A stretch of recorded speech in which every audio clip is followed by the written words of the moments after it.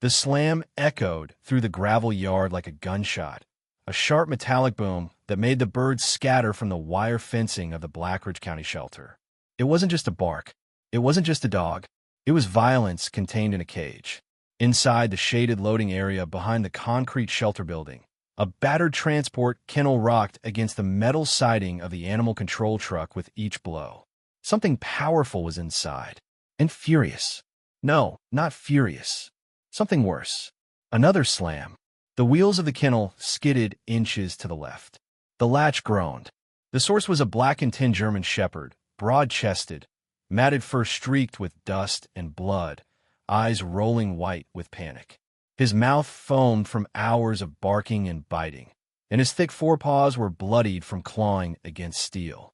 Each time he launched himself into the door, it shuddered. Hinges creaked under strain. He barked in percussive blasts that didn't rise and fall like normal barking. They pulsed, like someone beating on the door of a burning building.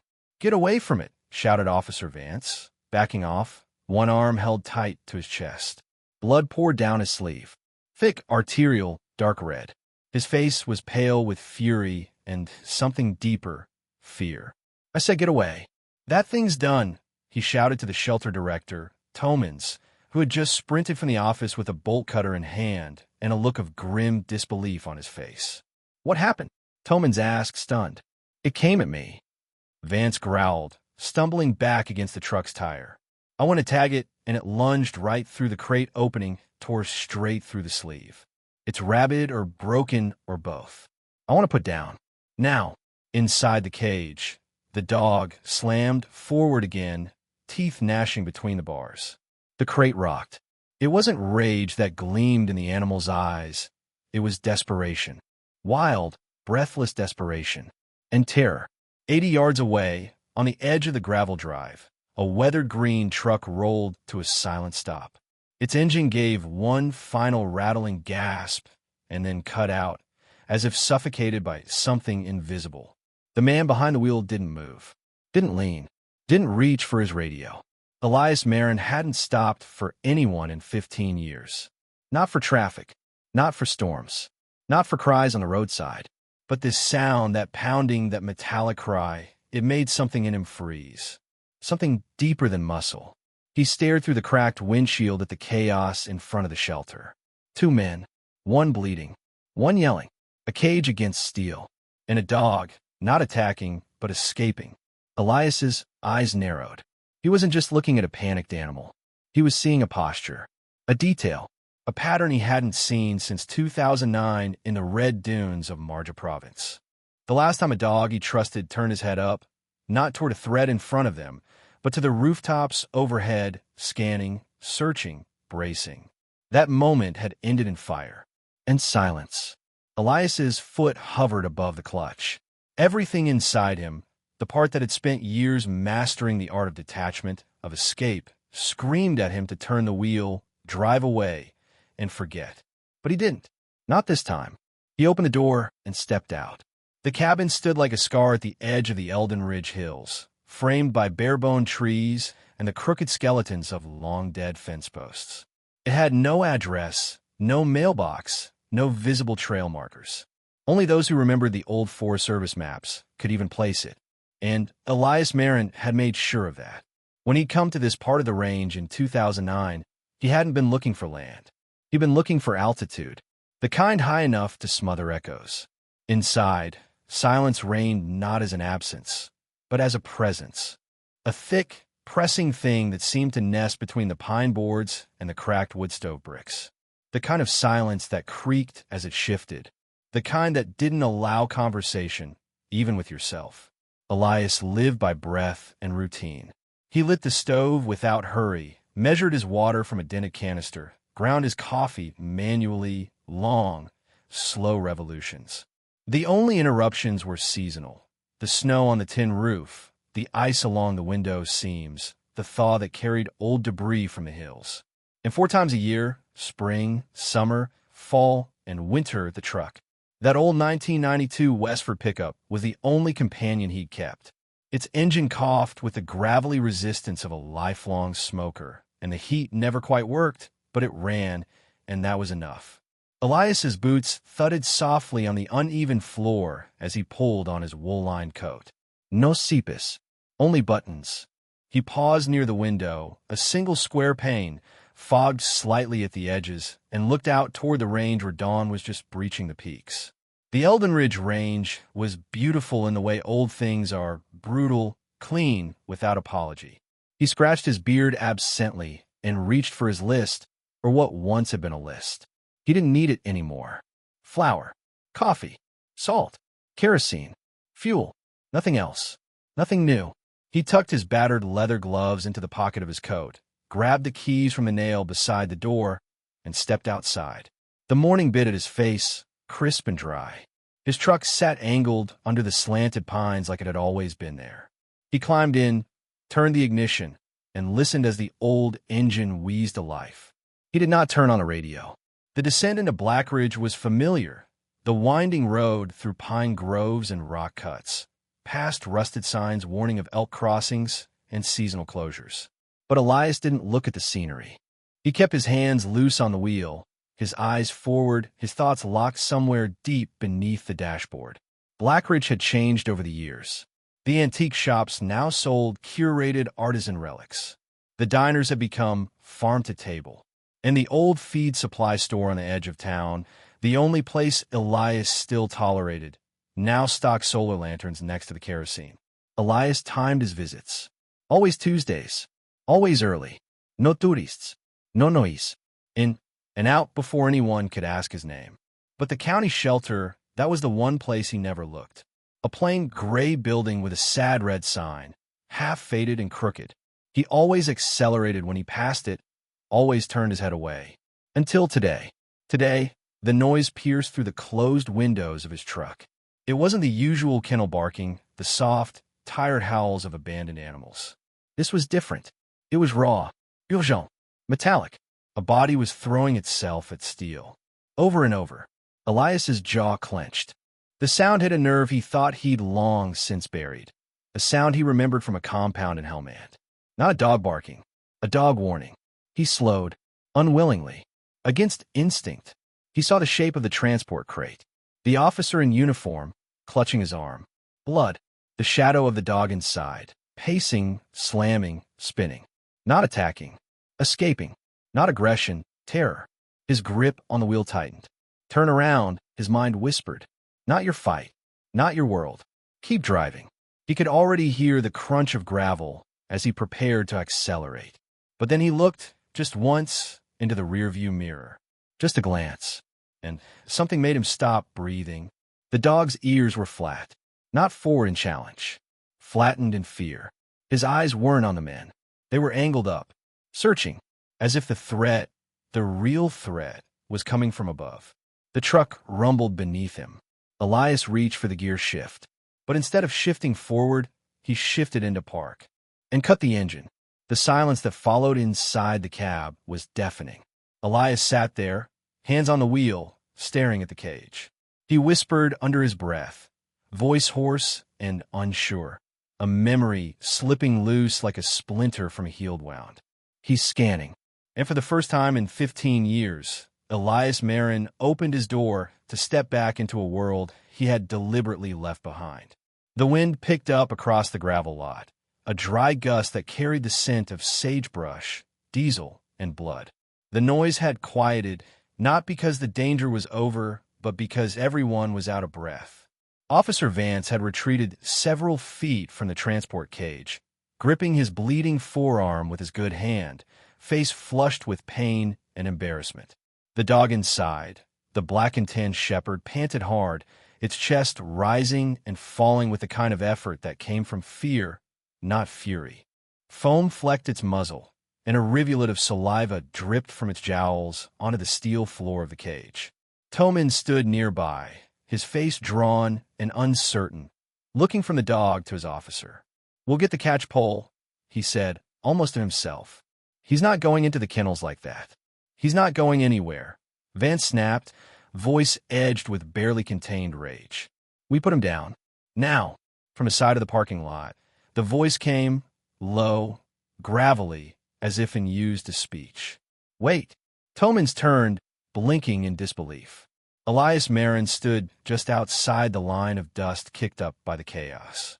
His coat was unzipped, revealing a threadbare plaid shirt, and his work boots looked older than the truck he'd parked behind him. His face was weathered, sun-scored, beard streaked with iron gray. But his eyes, they were sharp, watching, processing, not just looking at the dog, reading it. Who the hell? Vance started, stepping forward.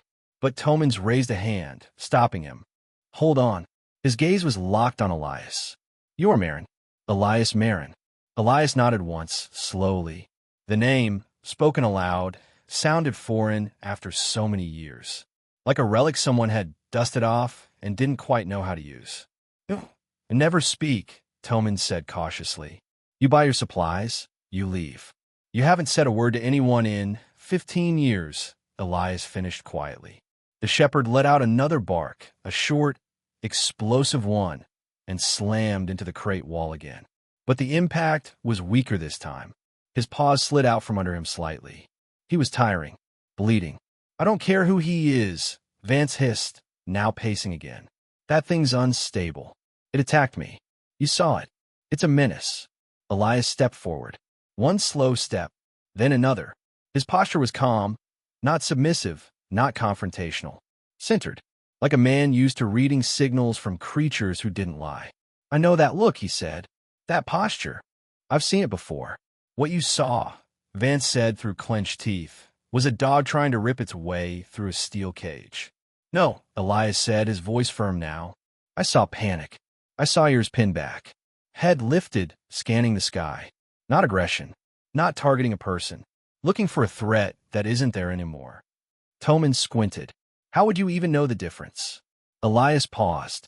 His hand twitched slightly by his side. Then he said it, 2 letters that changed the air between them. K9. Tomans's head tilted. Excuse me. I was a K9 handler, Elias said. 42nd Tactical Corps. Afghanistan. 2006 to 2009. That stopped everything. Vance stared at him, mouth half open. The pacing stopped. Even the dog inside the crate seemed to hesitate for a breath. Tomans looked Elias up and down. It was the way he stood. Feet balanced. Body angled, not in bravado, but precision. A presence that didn't demand attention, but drew it anyway. I've seen combat dogs panic like this before, Elias continued. It's not rage. It's memory. Whatever's happening in his head, it's not about you. It's not about us. He's somewhere else. Tomans hesitated. Vance, get your arm looked at. I'll take this from here. You can't be serious, Vance muttered. That's an order, Tomans snapped, not as a shelter director, but as a former officer who still remembered command. Vance glared, turned, and walked off toward the side office where the first aid kit was stored. Tomans turned back. You want to try something? He asked Elias. Because if not, we're out of options. I don't need to touch him, Elias said. I don't need to open the cage. Tomans narrowed his eyes. Then what do you need? Elias glanced around, then pointed. A stool. Wooden, if you got one. Something low. That's it. Elias nodded. And a few minutes later, with the shelter watching through half-open doors, Elias Marin took an old, 3-legged milking stool from the storage shed and walked, not toward the cage, but near it. He stopped 10 feet away. Saturday. Turned slightly sideways, not facing the dog directly, and did nothing. No commands. No coaxing. No challenge. Just a man. Present. The dog lunged again. Barked. Slammed metal. Screamed its trauma. Elias didn't move. From inside the shelter, Mara, watching from the blinds, whispered, "What is he doing?" Tomans stared, eyes narrowed. He's not ignoring him. He leaned forward, breath held. He's outlasting him. The wind softened over the gravel yard as the sun climbed higher, casting longer shadows across the shelter walls. The atmosphere had shifted, not from noise to quiet, but from alarm to something stranger. Something still, like the air before lightning strikes. Elias sat on the stool like he'd grown from the earth itself. His boots were planted firmly, arms resting lightly on his knees, back straight, but not rigid. He wasn't watching the dog. Not directly. His body was slightly turned, offering his profile rather than full eye contact. To any casual observer, he looked like an old man waiting for a bus. But Reaver wasn't casual. The shepherd's response to the strange figure just beyond the cage was a study in unraveling fear. He lunged again, a thunderous clatter of body and steel. He barked again, short, violent barks with no rhythm. They were shockwaves, warning flares, syllables from a language no one here could translate. No one except Elias. The man didn't flinch. Reaver froze for a second, disoriented. That wasn't supposed to happen. Umans reacta. They yelled, retreated, raised poles, shouted commands. This one turned a page. From the deep pocket of his leather coat, Elias had withdrawn a dog-eared paperback. The cover was missing, the spine broken in 3 places. The pages yellowed. A ribbon marker clung to the middle like a wound half-healed. It was an old wartime novel, but it wasn't what he was reading that mattered. It was what he wasn't doing. He wasn't reacting. And in that stillness, Elias was rewriting the rules. Inside the shelter office, Mara stood beside Tomans at the window, mug of untouched coffee in her hands. "He's going to give that dog a heart attack," she whispered. "No," Toman said, his voice tight, eyes narrowed. "He's showing him something he's never seen." "What?" "A human who isn't afraid, and isn't a threat." Outside, Reaver tried again. One more slam. His bark cracked into a rasp. His front paws splayed wide on the steel. He slipped slightly, just a fraction, and the imbalance made him pause. He stared at the man on the stool. The man didn't move. Reaver gave a low rumble. Not a growl. Something deeper. A frustrated motor turning in his chest. The paperback's page turned again with a soft whisper. Reaver didn't lunge this time. His panting increased, tongue lolling out, pink and flecked with white foam. His body glistened with sweat and drool and effort. And slowly, he dropped onto his belly.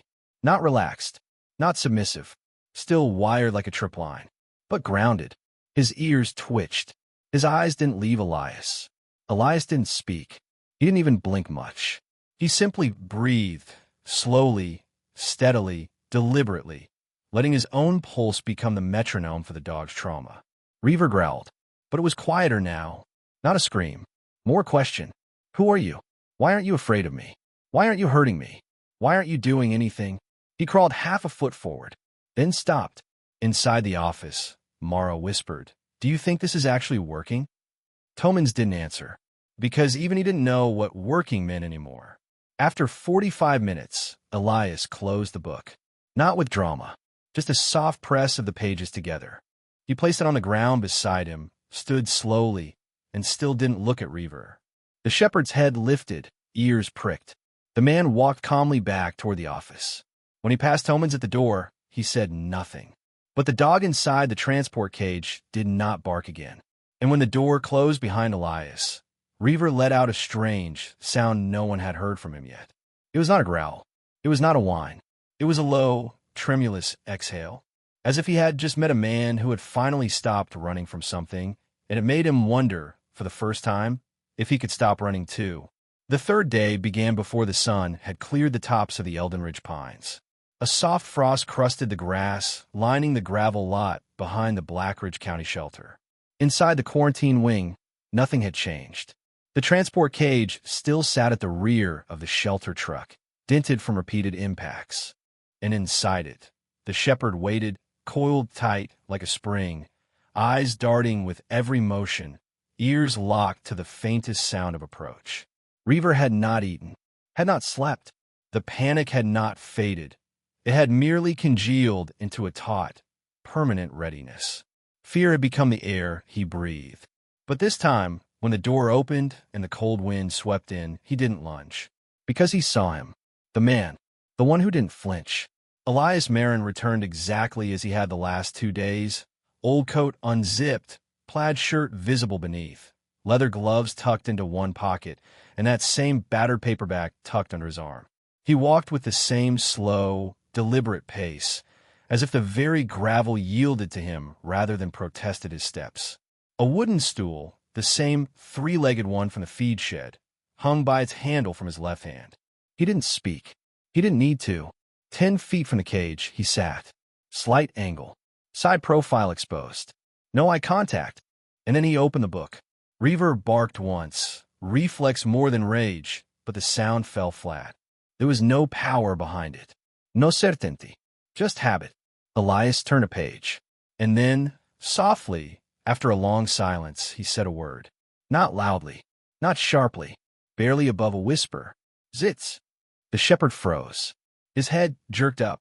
His ears, which had been flattened against his skull for days, pricked forward so fast it was like someone had pulled a string. His tongue stilled.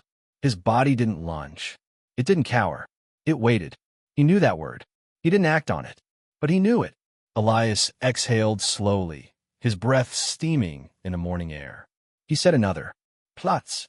The dog let out a half bark, half whimper, startled. Elias's eyes softened. His voice dipped even lower. The syllables came like a memory, not shouted commands, but sacred rites whispered from the corners of the past. Bleep. Reaver paced back and forth, every muscle in conflict with the orders echoing in his brain. He whimpered again, as if fighting himself. The panic had nowhere to go, because for the first time in what might have been years, it was meeting a shape it remembered. The shape of command, of ritual, of safety. Inside the shelter office, Mara watched through the glass, her breath fogging the window. She couldn't hear the words, but she saw the dog's body react. It wasn't magic. It wasn't luck. It was language. She left the window. Moments later, the back door creaked open, and she stepped onto the concrete path holding 2 steaming mugs of coffee. Her sneakers crunched on the frost. Elias didn't move, but he spoke before she even reached him. You didn't need to come out here. She smiled, careful not to spook either of them. Brought coffee, she said gently, and you've been sitting in the cold for over an hour. He finally turned, just enough to meet her gaze. His face, once closed off like a bunker, had shifted subtly. There was no joy, noise, but something had cracked. She offered the mug. He took it with a nod, hands stiff from cold and history. I heard the words, Mara said, voice quiet. German. Elias nodded. She hesitated. I think I know why he responded. That made Elias raise an eyebrow. Mara reached into her pocket, pulled out a folded plastic sleeve, official, slightly dirty, with torn edges. She held it like a relic. These came with him when he was dumped here, she said. The guy who brought him in said he was broken, dangerous, uncontrollable, said if we didn't take him, he'd shoot him in the parking lot. Elias's jaw tightened. Mara continued. I scanned his microchip. It didn't match civilian registries. But this, she tapped the plastic, this did. K9 unit. Federal contractor. Medical discharge papers. She handed them over. Through the thin plastic, Elias saw it. Department of Defense header. K9 Medical Evaluation Form 17B. Handler name, redacted. K9 ID, R092. Alias, Reaver. Status, military working dog, multipurpose. Discharged, January 2024. Behavioral notes, trauma response present. Secondary handler declined, rehabilitation protocols. Elias's hand trembled slightly. He wasn't just imagining the resemblance. This wasn't just a coincidence. The shepherd hadn't just reminded him of Darrow. He was a brother in arms. Another soldier broken by what the world didn't want to understand. And just like that, Elias's objective shifted. This wasn't about curiosity anymore. This wasn't about guilt. This was duty. This was redemption. The next morning dawned crisp and cloudless, the kind of deceptive stillness that coats urgency and calm. But inside the Blackridge County shelter, there was no calm. The silence broke with the crunch of tires on gravel, heavier than Toman's sedan, sharper than Elias's aging truck. It was the county-issued vehicle, silver and boxy, and it came to a hard stop by the front gate. Elias was already in his usual place, stool in hand, coffee cooling in a tin mug near his boot, the battered paperback unopened beside him. Reaver had barked less that morning, only once when Elias arrived. Then silence. The dog was alert, as always, pacing occasionally, but not launching at the gate. That part, Elias noted, was gone. The desperation had dulled, not soothed, but sedated by proximity and patience. The truck door slammed. Elias didn't turn, but the wind carried the steps clearly, fast, heavy, limping. Vance. His arm was still wrapped, the bandage fresh, though smaller. His hand a pale purple beneath the compression gauze. And in his good hand, he carried a clipboard with a printed sheet fluttering at the top. He didn't address Elias first. He stopped a few feet from Tomans, who had just emerged from the office with a steaming mug and dark circles under his eyes. "Jared," Vance barked, voice tight. Tomans's shoulders stiffened. "Morning, officer. I'm not here for pleasantries." Vance held up the clipboard like a warrant. "The report's been filed. The county board reviewed it. So did our insurance carrier." Tomans took the clipboard. "Read the top line." His face paled. 7 days, Vance said. From the date of incident. Euthanasia required for aggressive behavior. Class 4 designation. It's a liability call. Elias slowly rose from his stool. Reaver, sensing the tension spike, began to pace again. His eyes locked on Vance. His ears pinned. Mara came out, wiping her hands on her scrub pants. "Wait, what's going on?" Vance didn't even glance at her. "Your dog, that thing, is a public risk. The board gave me authority as the victim. I've signed a behavioral termination order." Mara's eyes went wide. "You're saying he has a week to live?" 6 days now, Vance snapped. "Starting yesterday. We've been lenient already." Tomans was still reading. "There's a clause here. Don't waste your time," Vance interrupted. "That thing can't be rehomed. It's too far gone." Mara grabbed the clipboard from Tomans's hand. Her eyes scanned the language. She pointed. "No," she said firmly. "It's not that black and white. There's a conditional clause." She read aloud. "Euthanasia requirement may be suspended in the event of certified transfer to an authorized rehabilitation center, provided that the animal can demonstrate safe muzzle fit and controlled lead transport behavior." She looked at Elias, fire in her voice now. "It doesn't say he has to be cured. It says he has to be manageable." Elias blinked. She pressed on. "If he can be fitted with a muzzle without escalation and walked on a leash without lunging, even just from his kennel to a vehicle, we can legally transfer him to the Ridgeway K9 Veterans Sanctuary in Larchmont." Vance scoffed. "That place is halfway across the state. He'll never make it past the parking lot." Elias finally spoke. Quiet. Steady. "He only has to make it to the van." Mara nodded. "Exactly. We can record it. I'll notarize it myself. The sanctuary already said they'll take him if we meet protocol." Tomans slowly exhaled. "It's a long shot, but if anyone can do it." Elias turned to look at Reaver. The dog stood still at the gate, watching, breathing heavy, but not snarling, not barking. 6 days. Not to heal him, not to erase the trauma, just to prove he could be led without lashing out. Muzzle, leash, walk, a mission profile. Elias's jaw tightened. "I'll need my belt," he said. The sun hit its zenith 2 days later, casting long, distorted shadows from the chain-link pins across the cracked concrete.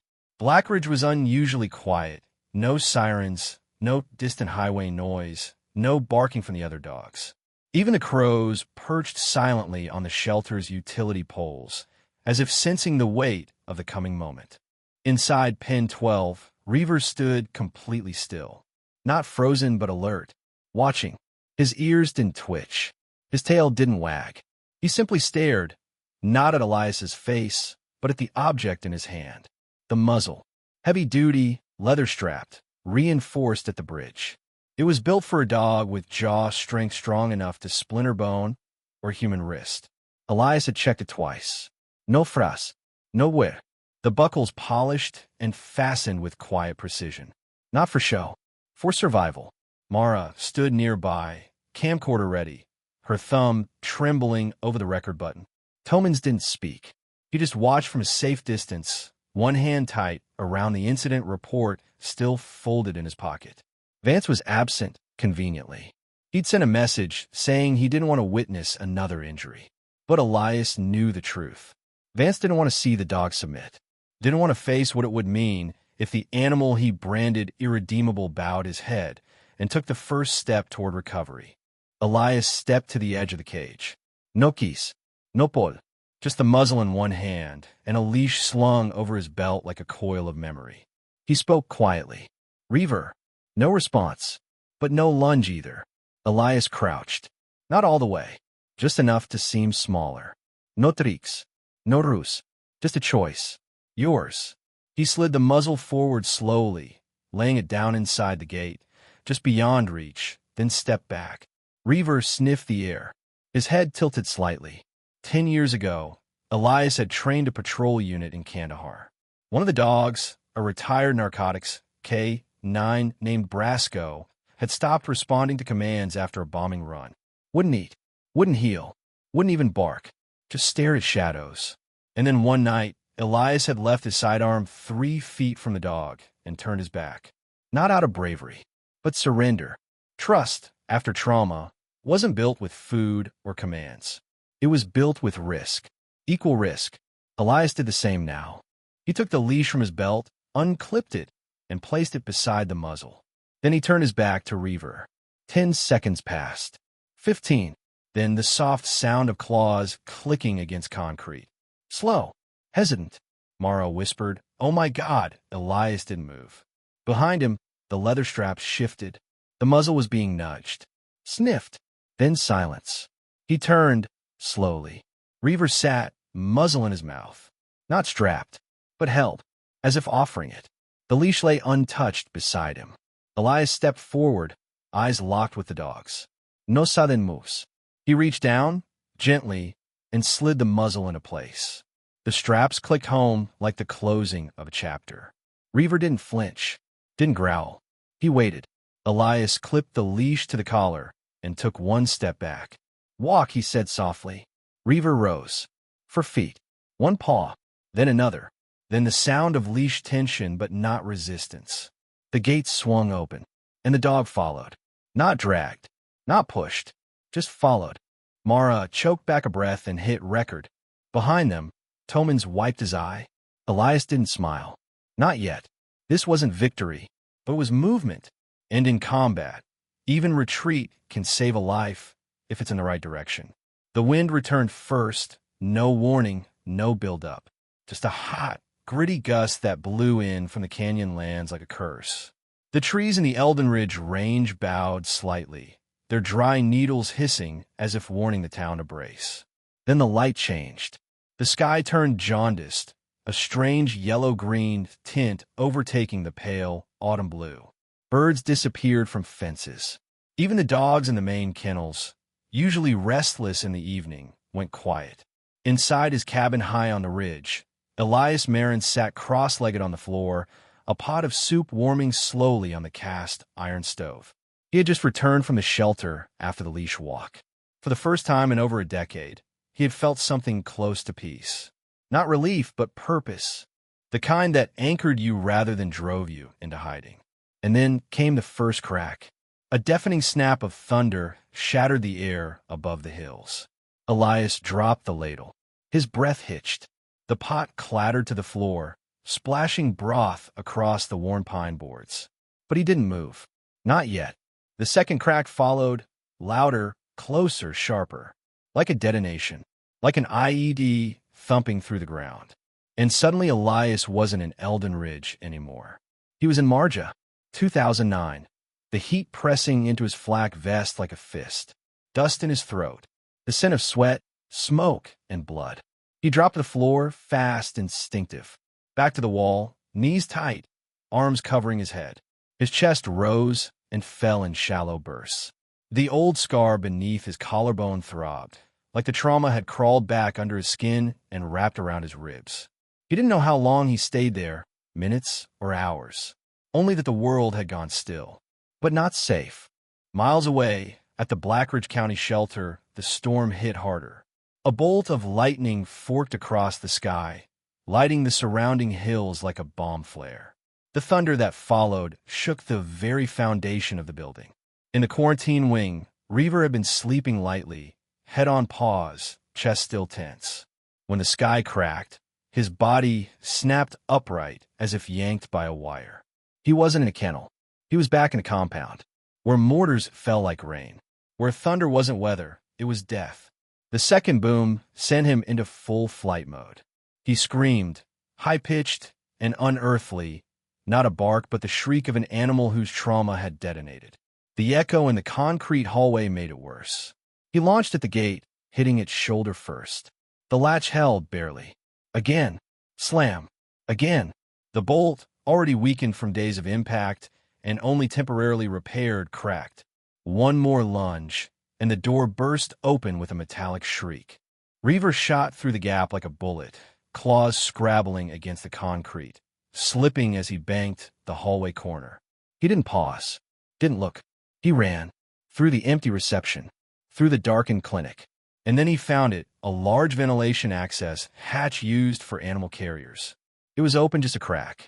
He rammed it. Plastic splintered.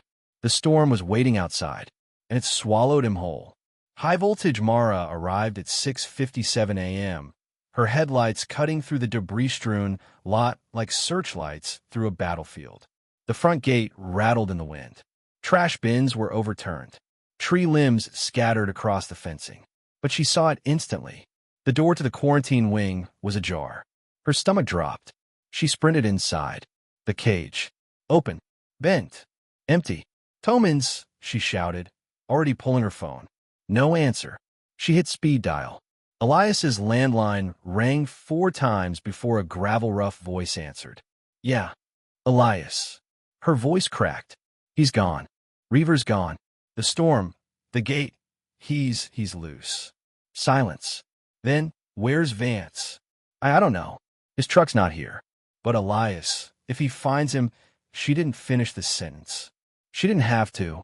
Elias stood up in the cabin, eyes hard now. The air was still charged. But the panic was gone. What replaced it was worse, resolve. He pulled on his coat, clipped his belt back onto his jeans. "He'll go high," Elias said. "Same as I did. Away from roads. Away from people. He'll find high ground, somewhere he can see the world before it closes in." "Where?" Mara whispered, already getting in her car. Elias stared through his fog cabin window. Beyond the trees, just visible through a break in the ridgeline, was a scar of earth, red, deep, and hollow by time. "Old Rosslyn Mine," he said, and then he hung up the phone and began to move. By the time Elias reached the edge of Old Rosslyn Mine, dawn had begun to split the sky with veins of cold blue and fire-tinged gray. The storm had passed, but had left the ground soaked and unstable. Mud clung to his boots. The wind carried the sharp smell of disturbed earth and rusted metal. Old Rosslyn wasn't a deep mine, not by Appalachian standards, but it had enough pockets, caverns, and blind drops to hide a dozen creatures for a dozen years. He had trained in places worse, and survived. He took slow, deliberate steps along the path, one that used to be cart rails, now buried under decades of moss and runoff. The rifle slung across his back wasn't for Reaver. It was for whatever might come between them. He reached the mouth of the mine, a wide, yawning wound in the hillside, framed by crumbling timber beams and a danger, collapse zone sign half-eaten by termites. Tracks of mud led inside. Deep, chaotic, large paws. No human shoes. "Smart," Elias muttered. "You didn't go toward people." He stepped inside, his flashlight beam slicing the darkness. For a while, nothing but stone, dripping echoes, and silence. And then breathing. Heavy. Fussed. Not far. He slowed. "Reaver." The name wasn't shouted. It was spoken low, steady, like a friend calling from a dream. A command wrapped in memory. Another breath. Closer now. Then, a shape emerged from the darkness. Not charging, not snarling, just standing, soaked, shaking, covered in filth and blood. One side of his flank gashed, probably from sharp stone or rusted metal. His mouth was foamed slightly, tongue trembling. But his eyes, dark, flickering with panic and something older, locked onto Elias. Neither moved. Elias set the flashlight on the ground and slowly knelt. "I know," he said, voice soft. "I know it hurts." The wind moaned through the shaft. Loose gravel trickled from above. Reaver shifted his weight, but didn't run. Elias reached into his coat and pulled out something small, fabric torn and old. A faded green armband from marine fatigue sleeve. He didn't explain what it was. He just placed it on the ground between them. "I buried 3 men in sand that year," Elias said. "They screamed like you screamed last night. One of them didn't have a voice at all by the end. Just the sound of fingernails clawing at the air." His hand remained low. "I wanted to run too, but I didn't. You know why?" Reaver didn't flinch, but his breathing was slowing. One ear twitched toward the man's voice. Because I saw one of them, same look in his eyes as yours, and I realized if he's still standing, I have to be too. Silence again. But it wasn't empty now. Reaver lowered his head just a few inches and sniffed the armband. Elias waited. You don't need to trust the world, he said. But you have to trust me. Just enough to get out of this hole. Reaver stepped forward, slowly, painfully, and collapsed just short of Elias's knees. His side heaved. Elias reached forward, tentative, fingers open. Reaver didn't pull away. His hand settled on the dog's back, over the ribcage, feeling the tremors. Trauma, exhaustion, injury. But life. Fire. He wrapped one arm around the animal's neck, gently, and exhaled a breath he'd been holding for over a decade. Above them, faintly, came a rumble. Not thunder. The mine's entrance. Gravel gave way. Elias grabbed the flashlight and hoisted Reaver partially up, half carrying, half guiding him back. But as they neared the shaft's mouth, light shrinking fast, the outer edge of the mine gave a deep groan. The support beam snapped. A cascade of rocks tumbled down, sealing the entrance in an avalanche of dust and shale. Elias dove backward, shielding Reaver with his body. Silence returned. Dust settled. A crack of daylight remained, barely a handspan wide. But they were trapped. Reaver whimpered once. Elias touched his muzzle. It's okay. He turned to the wall of rock, then pulled out his satellite beacon and flipped the cap. The blue LED blinked. Extraction in 30 minutes if the signal's clean, he said softly. Reaver licked his hand. Elias smiled, the first real one in years. Guess we're in the same hole now, soldier. He leaned back against the rock, dog curled at his side. Two broken things. Resting, but not done. Never done. As the last sunlight slipped across the tarmac, the engines of Flight 613 hummed in final idle. Boarding ramps had retracted. Cabin doors sealed. The flight was officially closed. And in the cockpit, silence reigned, brief but tense. Captain Elric Tranter stared at the compliance tablet in his lap, a looping warning flashing in crimson text. Executive conflict resolved via preemptive termination. Record uploaded. He exhaled. This flight's legacy just changed midair. In Seat 1A, Dr. Darian Vaylor had already resumed work, his tablet now opened not to business reports, but to a live feed of Velmer Air's corporate intranet. From the embedded interface in his armrest, a confidential screen flickered open. Emergency board session. In progress. Topic. Unauthorized reassignment plus executive enforcement order. Clause 3E subsection B. Back at headquarters, the footage of Marek Salvin choking Darian with the tie, the very image that began this flight's quiet war, had been circulated among directors, investors, and legal staff. One board member had simply asked, "Is that man still employed?" And that was when it began. Within minutes, Marek's clearance was revoked midair. His staff profile marked terminated. Emergency ethical clause breach. The irony wasn't lost on Darian. He had not moved from his seat. He had not even stood. But by remaining calm, precise, and procedural, he had removed a man who thought power came from proximity, not principle. Flight Officer Relon stared at the announcement on the cockpit screen. They actually did it. Midair. He looked at Elric. "Sir, what now?" Elric nodded toward the seat map interface. "Now we land with integrity." For once. In the rear galley, flight attendant Jorn Hale stood by nervously.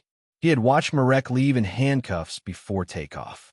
He had also seen the calm authority with which Dr. Vaylor had navigated every insult, every doubt. "This guy's different," he muttered to himself. Not loud. Just permanent.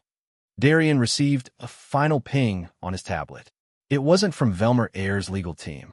It was from one of his own private compliance officers, part of a shadow division within Vaylor Core Analytics. Transfer protocol finalized. Full stake acquired. Velmer Air is now under your temporary ethics trust. Below it, a line blinked. "Would you like to rename the airline before touchdown?" Darian smiled faintly. "Not yet," he typed. "Let them land with the name they earned." But he wasn't done. From the right pocket of his blazer, he drew out a tiny card. "Matt Black." barely the size of a business card. On it, a glowing emblem and a phrase written in 3 languages. He tapped it gently against the interface panel beside his seat. It wasn't just symbolic.